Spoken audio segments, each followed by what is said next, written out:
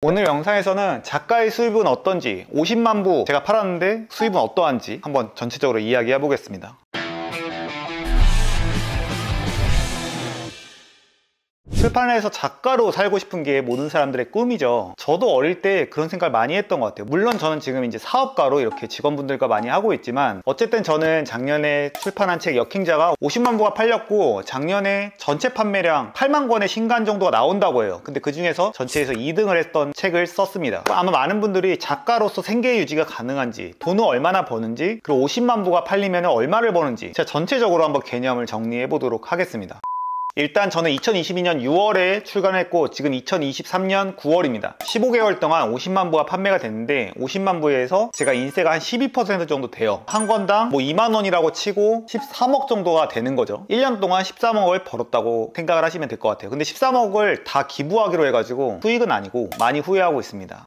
어쨌든 지금 주제는 작가로서 살아갈 수 있느냐 이기 때문에 한번 그거에 대해서 이야기해 볼게요. 근데 50만 부는 정말 이례적인 숫자예요. 그래서 1년에 10만 부가 팔리는 책이 제가 봤을 때는 10권에서 진짜 많으면 20권 정도가 될 것 같습니다. 8만 권이 나와요. 그 중에서 10등, 20등 안에 들어간다는 거는 거의 퍼센테이지로 0.02? 거의 엄청나게 낮은 수치이기 때문에 사실 10만 부가 안 팔린다고 가정을 해야겠죠. 그래서 보통 10,000권 정도만 팔려도 꽤 괜찮다라고 이야기를 합니다. 그래서 출판사에서 옛날에 이야기했을 때 5,000권 정도가 팔리면은 그래도 손해는 안 본다. 그래서 10,000권 정도가 팔리면 약간의 수익이 발생을 하는 거죠. 그래서 결론적으로 작가로서 살아갈 수 있냐? 한국에서 저는 없다고 봅니다. 그래서 보통 사람들이 작가가 되고 싶지만 작가로 생계를 유지하진 않죠. 책값이 15,000원이고 10,000권을 팔았다고 가정했을 때 그 사람에게 돌아가는 수익이 대충 계산했을 때 1년에 1,700. 사실 1,700으로 먹고 살기가 좀 쉽지는 않죠. 그리고 1만 권 파는 것도 굉장히 잘 판 거에 속하다고 생각을 하시면 쉬울 것 같습니다. 그래서 보통 작가로서 전업하시는 분들은 글을 쓰고서 아마 다른 직업이 있거나 아니면은 이걸 토대로 강연하는 형태로 생계를 유지하는 걸로 알고 있어요. 그러면은 여기서부터 조금 딥하게 들어가 보도록 하겠습니다. 왜 작가의 인세가 8%에서 12%밖에 안 되는지에 대해서 이야기를 해볼게요. 만약에 내가 15,000원의 책을 썼습니다. 근데 거기서 만약 5,000권을 팔았다고 가정을 할게요. 그러면은 돈이 안 남는다고 하죠. 왜냐면은 5,000권을 팔면은 7,500만 원의 매출이 발생을 합니다. 그럼 7,500만 원에서 3,000만 원이 그냥 서점에 간다고 생각을 하시면 될 것 같아요. 인쇄 비용을 그냥 20%로 러프하게 잡았습니다. 그러면은 1,500만이 또 날라가요. 그러면 3,000만 원이 남습니다. 3,000만 원에서 또 법인세랑 세금이나 뭐 이런 것들이 되게 부수적으로 붙어요. 그럼 거기에다가 편집자랑 디자이너 월급도 줘야겠죠. 그거를 줘버리면은 사실상 돈이 안 남거나 마이너스가 됩니다. 5,000권을 팔았을 때 말이죠. 1만 권을 판매했을 때 비슷한 방식으로 계산을 하게 되면은 적자까지는 아니고 1,500에서 2,000만 원 정도의 수익이 나는 걸로 계산이 돼요. 물론 오차범위가 있겠지만 그렇게 큰 돈은 아니라는 거죠. 그래서 국내 최고의 매출과 순수익을 낸 서점들이 창비랑 문학동네, 웅진 이런 것들이 있는데 20억 초반대의 영업이익을 냅니다. 물론 작년인가 제가 냈던 웅진에서 꽤 영업이익이 높았던 걸로 알고 있는데 뭐 나 때문인가? 아니면 그 재작년인가? 헷갈리는데 어쨌든 국내 출판사가 10,000개 막 이렇게 있다고 들었는데 그 중에서 넘버 1, 2,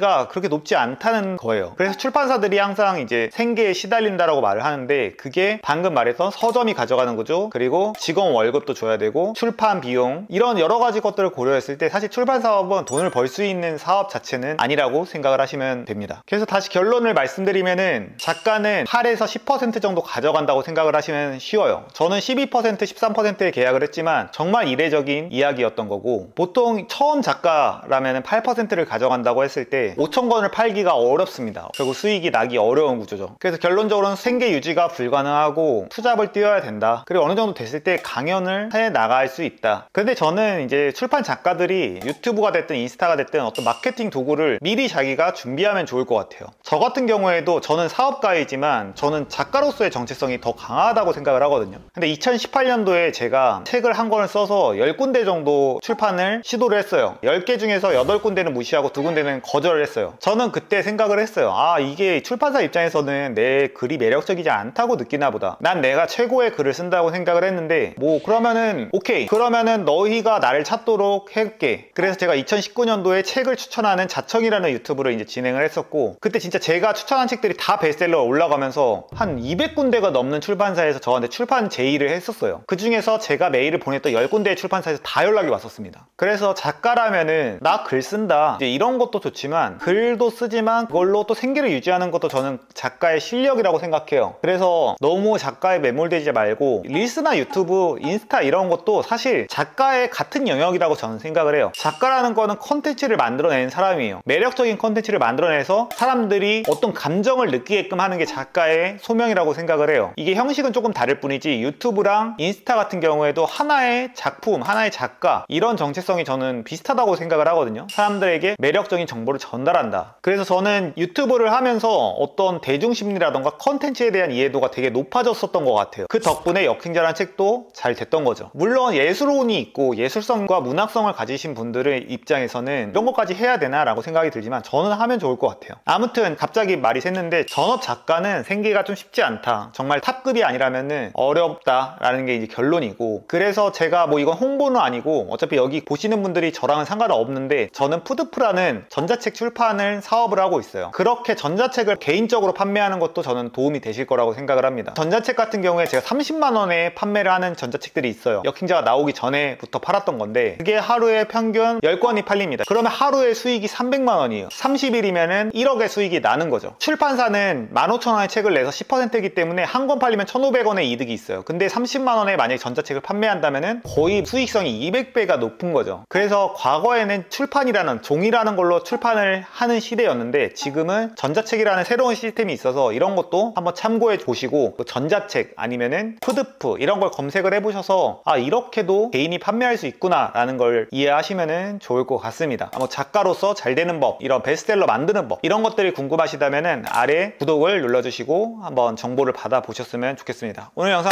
봐주셔서 감사합니다.